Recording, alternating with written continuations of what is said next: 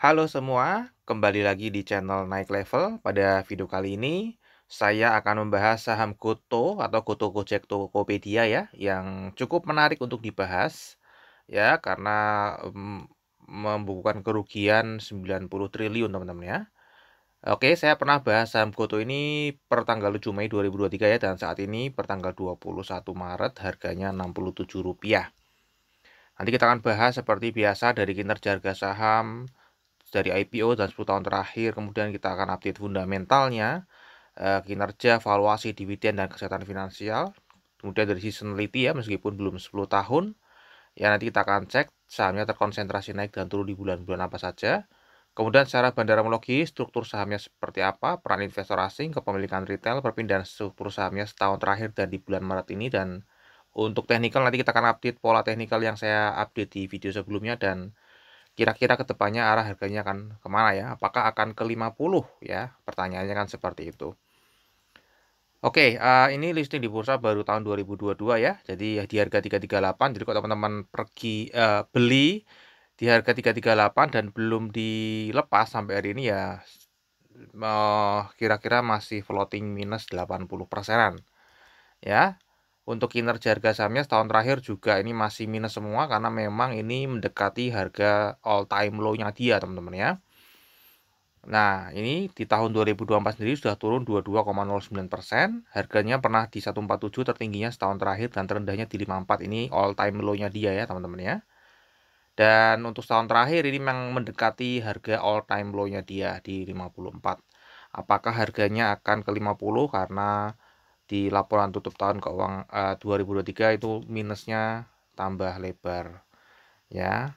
Oke, ini websitenya kalau teman-teman pengen tahu lebih dalam ya, ya kita ngerti lah ya kalau Gojek sama Tokopedia dia aplikasi dan jasa internet ya. Nah ini teman-teman ya, sekilas masih sudah pernah saya bahas di video sebelumnya, cuman memang ada perubahan sedikit. Goto itu ada 3 ya, yang pertama dia adalah Gojek, maksudnya teman-teman sudah pada tahu. GoPay ya, yang biru ini GoPay.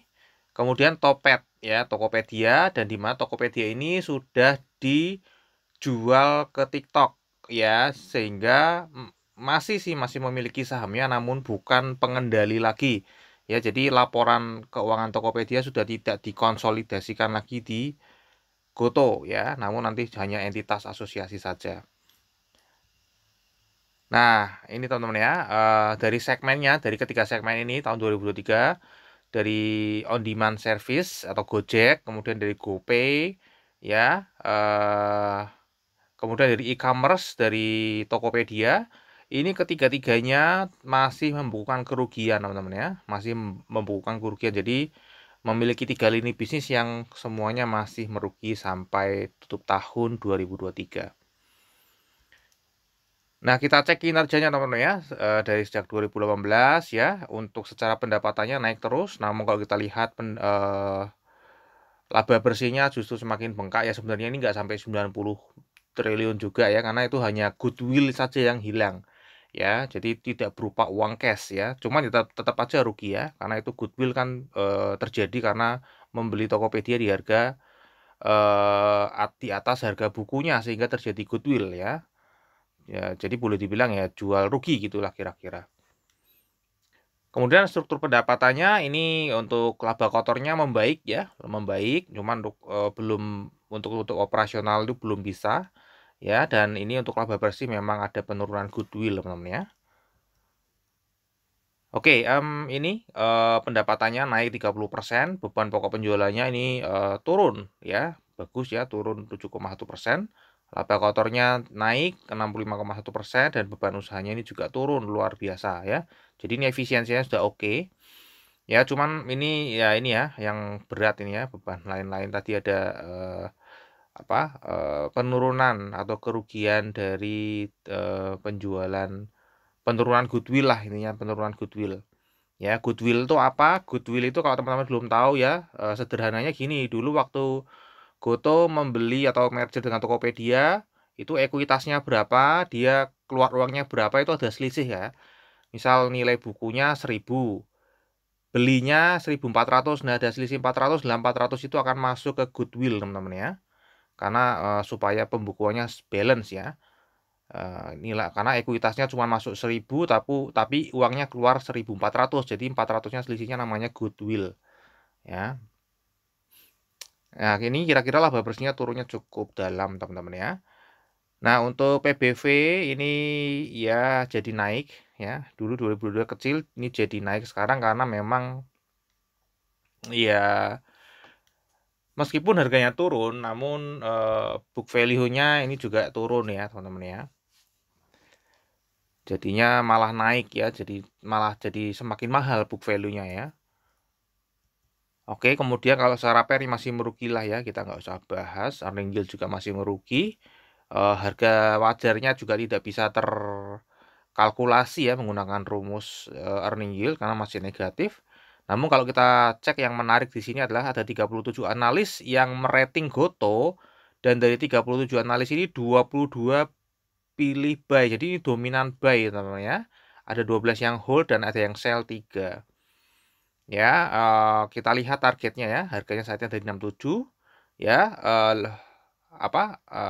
target harganya paling rendah adalah 68 dari 37 analis ini, tertingginya 195. Jadi masih ada yang optimis bahwa Gotoh ini akan mencapai harga 195 ya di masa yang akan datang ya, dan targetnya kalau di rata-rata itu 104. Ya, jadi ini hanya sekedar analis rating teman-teman ya. Analis rating mereka tentu saja memiliki cara pandang yang berbeda menilai Gotoh di masa depan akan seperti apa. Untuk dividen sendiri belum pernah bagi dividen dan nampaknya tidak akan pernah membagikan dividen sampai cukup lama ya, karena kalau kita cek laba ditahannya, saldo laba ditahannya itu minus 208 triliun ya. Itu selama itu minus, itu tidak secara aturan tidak diperbolehkan membagikan dividen. Jadi ini akan sangat panjang sekali, kecuali ya dia bisa menghasilkan laba yang jumbo dalam waktu yang sangat signifikan. Ya, namun sampai saat ini tanda-tandanya belum ada ya. Untuk mencapai EBITDA positif aja itu luar biasa perjuangannya, apalagi untuk mengembalikan 200 triliun yang sudah dibukukan di saldo laba ya. Jadi masih lama ya untuk dividen, jangan berharap. Nah, ini ada satu kalau saya bilang ini adalah nafasnya Gotoh ya teman-teman ya. Saya memang tidak melihat penurunan atau penambahannya ya. Saya nggak melihat pertumbuhan atau penurunan. Saya hanya melihat data saat ini, yaitu dia memiliki cash sekarang 25 triliun. Ya, ruginya kan di 90 triliun, tapi kan 70 triliunnya bukan cash ya. Jadi mereka masih punya nafas uang cash 25 triliun. Ya, dan setiap tahunnya itu berkurang 4,3 triliun cashnya ya. Ini di luar tadi biaya-biaya yang sifatnya hanya pembukuan. Jadi masih punya nafas kira-kira 5 tahun dari sekarang minimal untuk melakukan kinerja perbaikan atau mencari investor baru. Kan kira-kira seperti itu. Kalau ini misalnya ternyata kinerjanya masih belum membaik, persaingannya masih tidak sehat, ya harus mencari investor baru untuk menambah cash. Kalau enggak ya mati teman-teman ya. Kira-kira begitu ya, ada waktu kira-kira 5 tahun ya dengan kondisi saat ini ya. Nanti kalau misalnya tahun depan berkurang lagi menjadi 3 triliun ya nafasnya jadi lebih panjang. Kira-kira seperti itu. Untuk kesehatan finansialnya di sini terlihat bagus karena memang tadi cash-nya besar ya, dibandingkan dengan kewajiban. Ya, kendalanya memang ini masih merugi terus sehingga cash-nya tergerus setiap setahunnya di 4 triliun ya tahun 2023. Nah, untuk seasonality ini sebenarnya belum cukup datanya, cuman ini bulan Mei biasanya naik ya. Ini sudah 2 kali di bulan Mei naik ya, sejak habis IPO, kemudian di tahun 2023 juga naik. Nah, untuk struktur sahamnya ini banyak sekali kalau teman-teman lihat ya. Paling banyak kan memang masyarakat ya. Nah, paling banyak memang masyarakat, namun di komposisi masyarakat ini bukan investor retail lokal teman-teman ya. Bukan investor retail lokal. Nanti kita akan cek. Ya, ini pengendali-pengendalinya ya banyak sekali lah teman-teman, mestinya sudah tahu ya, sering baca berita karena ini Gotoh ini kan sering mengupdate ya, pimpinannya sering mengupdate harga saham gitu ya. Oke, untuk peran investor asing di saham ini terakhir-terakhir cukup lumayan besar. Kita lihat memang lebih dominan yang sell Ya, investor asing sejak 2022 sell, 2023 sell, kemudian 2024 sell juga ya, masih net sell. Di bulan Maret ini mulai hijau ya, mulai hijau.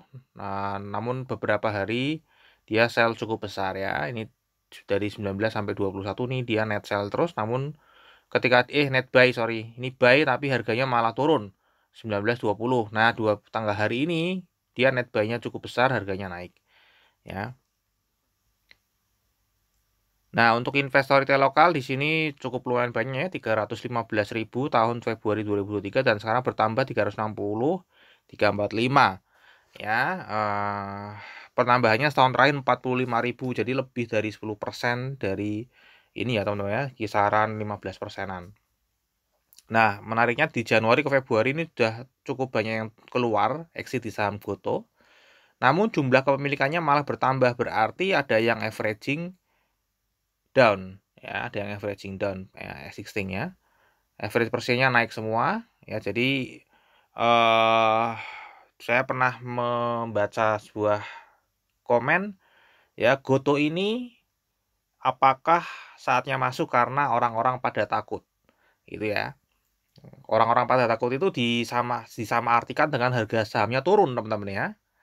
Nah, kalau saya sendiri dulu juga berpikir seperti itu. Namun setelah saya memiliki data-data seperti ini, yang dimaksud di saat yang lain takut itu adalah bukan saat harganya turun, namun ketika kita lihat antusiasme 45.000 orang ya, berbondong-bondong membeli saham ini ya, itu berarti bukan takut ya, namun pada berani meskipun mereka jumlahnya kecil-kecil, namun saya nggak ngerti itu berapa persen dari hartanya mereka gitu ya.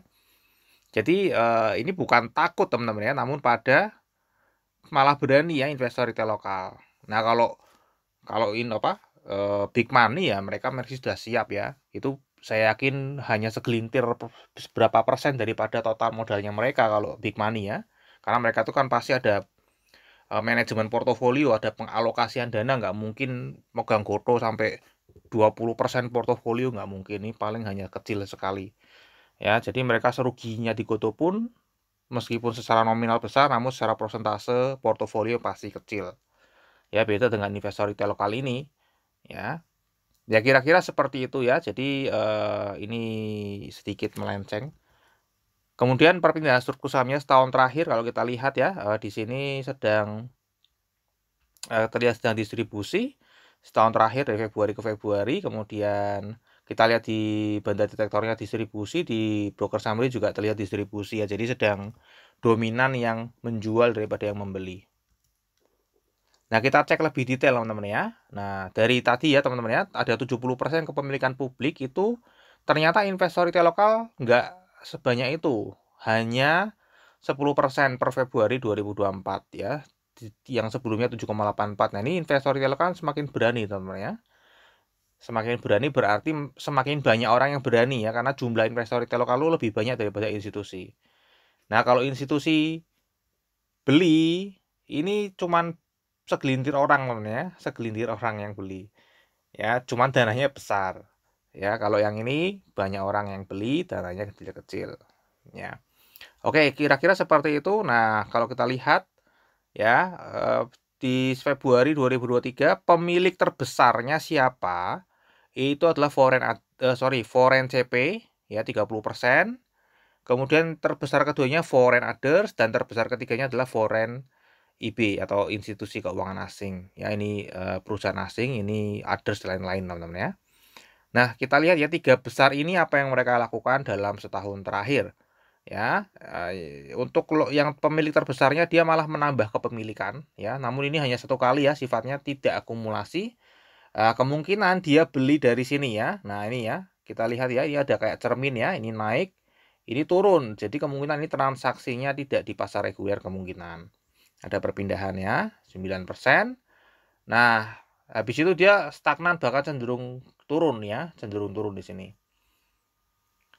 Jadi yang holder paling besarnya hanya beli satu kali tapi habis itu tidak ada gerakan.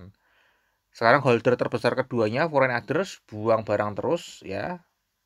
Turun satu kali dibuang ke sini namun ini masih turun terus.